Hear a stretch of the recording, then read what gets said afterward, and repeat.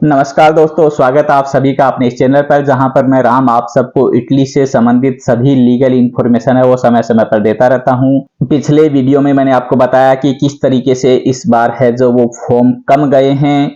सरकार है वो इस चीज पर खुश भी है कि हमने इस चीज को रोका है इस लेवल तक कि अब जो है वो इतने फॉर्म नहीं भरे गए जितने, यानी पिछले 2 सालों में एक तरफ से, यानी ये पिछले 2 साल में इतने ज्यादा फॉर्म भरे गए कि गवर्नमेंट भी यानी चौंक गई कि ये हो क्या रहा है, इतने फॉर्म कैसे आ रहे हैं, इतने लोगों की जरूरत कहां से आ रही है। आज एक नई इंफॉर्मेशन आप सबके लिए लेकर आया हूं। इससे पहले कि आज के वीडियो में आगे बढ़े, आप सभी से वही मेरी रिक्वेस्ट रहेगी कि यदि आप मेरे चैनल पर नए हैं या आपने चैनल अभी तक सब्सक्राइब नहीं किया है तो नीचे सब्सक्राइब का बटन दिया है वो दबा दीजिए। इसी के पास में बेल आइकन बना हुआ वो भी दबा दीजिए, जिससे जैसे मैं कोई वीडियो अपलोड करूं तो तुरंत आपके पास में उसका नोटिफिकेशन पहुंच जाए और आप वो वीडियो सबसे पहले देख सकें।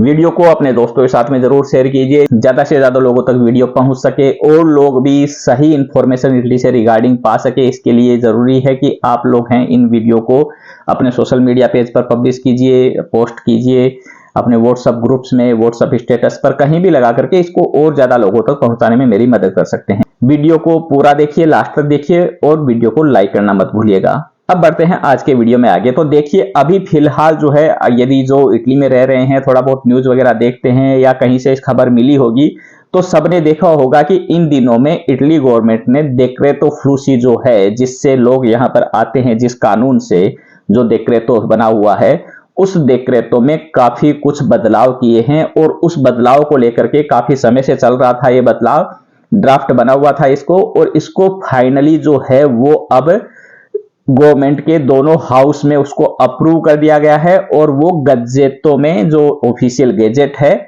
गजेटो ऑफिशियल में, उसमें पब्लिश भी हो चुका है। यानी अब जो है वो ये नया कानून बन चुका है डेक्रेटो फ्लूसी का। उसमें काफी कुछ बदलाव किए हैं, हालांकि पूरा जो है वो काफी लंबा चौड़ा है, मैंने भी पूरा अभी पढ़ा नहीं, लेकिन एक जो पॉइंट सामने आया उसी को लेकर के आज का मेरा वीडियो है कि ये जो नया डेक्रेटो अब आया है, उस डेक्रेटो में इन्होंने फैमिली से जो लोग यहां पर आते थे उनके लिए थोड़ा सा मुश्किल कर दिया है। यानी अब तक जो था फैमिली से बुलाने का कानून वो अलग था और इस डेक्रेटो में उसको चेंज किया है। तो जो बड़ा बदलाव इस डेक्रेटो में किया है वो ये है कि डेक्रेटो फ्लूसी में, यानी जो लोग पर यहां पर रहते हैं इटली में और अपनी फैमिली को बुलाना चाहते हैं यहां पर, उनके लिए इस डेक्रेटो के पास होने से पहले लिमिट थी कि कोई भी नया बंदा यहां पर आता है तो उसकी लिमिट थी कि कोई भी नया बंदा इटली में आता है, वो इटली में आने के, यानी उसका परमेसो दी सोजोर्नो बनने के बाद में 1 साल के बाद वो अपने फैमिली मेंबर्स के लिए यहां पर अप्लाई कर पाता था। यानी जब आप यहां पर आए, आपने परमेसो दी सोजोर्नो की अप्लाई कर दिया, आपको 1 साल हो गया परमेसो दी सोजोर्नो को, तो आप अप्लाई कर पाते थे अपने फैमिली मेंबर्स को बुलाने के लिए। फैमिली रियूनिफिकेशन, रिकॉन्जुगमेंटो फैमिलियार है, उसके लिए आप अप्लाई कर पाते थे 1 साल के बाद में। अब जो है वो सरकार ने जो नया कानून बनाया है, इसमें उसको 1 साल से बढ़ा करके और अब वो टाइम फ्रेम कर दिए 2 साल। यानी कि जो पहले 1 साल में बुला पाते थे उनको अब 1 साल के बजाय 2 साल इंतजार करना पड़ेगा। 2 साल होने के बाद में आप फैमिली के लिए अप्लाई कर सकते हैं और यहां पर बुला सकते हैं। फैमिली में जो अप्लाई करते हैं वो वही है, पहले वाला ही सिस्टम है कि फैमिली मेंबर का मतलब होता है जो भी यहां पर है उसका हस्बैंड, वाइफ और बच्चे, ये होते हैं फैमिली मेंबर। इसके अलावा है वो पेरेंट्स जो है, मदर, फादर, ये। इसके अलावा कोई कहता है कि भाई को बुला सकता हूं क्या, ताऊ को बुला सकता हूं, तो वो नहीं है फैमिली मेंबर। फैमिली मेंबर केवल है खुद हो गया, औरत है तो उसका हस्बैंड, आदमी है तो उसकी वाइफ, और फिर उनके बच्चे और उनके पेरेंट्स, केवल यही जो है उनको बुला सकते हैं फैमिली बेस पर। और बच्चे जो हैं उनकी है वो एज है वो 18 से कम होनी चाहिए, उनको आप फैमिली बेस पर बुला पाते हैं।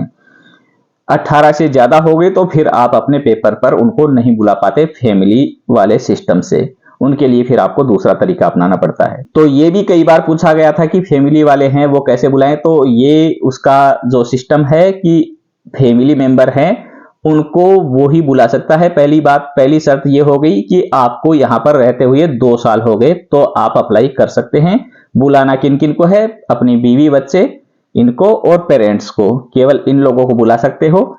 इसमें आपका कोई चार्ज नहीं लगता। जो भी यहाँ पर ऑफिस बने हुए हैं, काफ है, सिंधका तो है आपका, कहीं पर भी आप जाकर के, काफ जगह जगह पर हैं, हर शहर में आपको मिलेंगे काफ के ऑफिस, अलग अलग एजेंसी हैं काफ की। तो कहीं पर भी जाकर के और आप उनसे फैमिली के लिए अप्लाई करवा सकते हैं। जो जो डॉक्यूमेंट चाहिए, डॉक्यूमेंट में सबसे पहले चाहिए कि आपके पास में जॉब होना जरूरी है। यदि आपके पास में जॉब नहीं है तो आप फैमिली के किसी मेंबर को नहीं बुला सकते, क्योंकि फैमिली बुलाने का मतलब है कि आपके इकोनॉमिक कंडीशन इस तरह की है कि आप उनको बुला करके उनका खर्चा भी उठा सकते हैं। तो यदि आपके पास ही जॉब नहीं है तो फिर बाद में आप उनका खर्चा कहां से उठाओगे? तो सबसे पहली बात है आपके पास में जॉब होना चाहिए। जॉब का कोई जरूरी नहीं है कि वो इंडेटरमिनातो हो या डेटरमिनातो, वो किसी भी तरह का कॉन्ट्रैक्ट हो सकता है, उसकी कोई बंदी से नहीं है। उसके बाद में जरूरत होती है अल्लोजो की, यानी रहने के लिए जगह।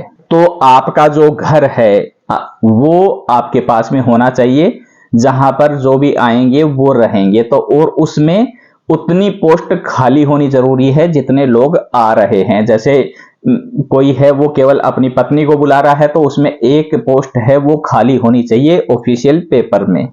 बाकी चाहे कितने भी लोग रह रहे हों उससे उन्हें कोई मतलब नहीं, लेकिन जो पेपर जो होता है उसमें लिखा होना चाहिए कि इसमें एक पोस्ट अभी खाली है। बच्चे हैं उनके लिए होता है कि यदि 14 साल से कम है तो उनका आधा पोस्ट गिना जाता है, यानी 14 साल से कम के 2 बच्चे हो गए तो उनका 1 गिना जाएगा, 1 पोस्ट तो, और उससे ऊपर है तो उनका पूरा पोस्ट तो गिना जाता है। तो ये रिक्वायरमेंट होती है मकान की। उसके बाद में सैलरी जो है आपका, कुड जो है साल की इनकम है, वो अलग अलग डिपेंड करती है कितने मेंबर आप बुलाना चाहते हो। 1 मेंबर के लिए अलग है, 2 के लिए अलग है, 3 के लिए अलग है।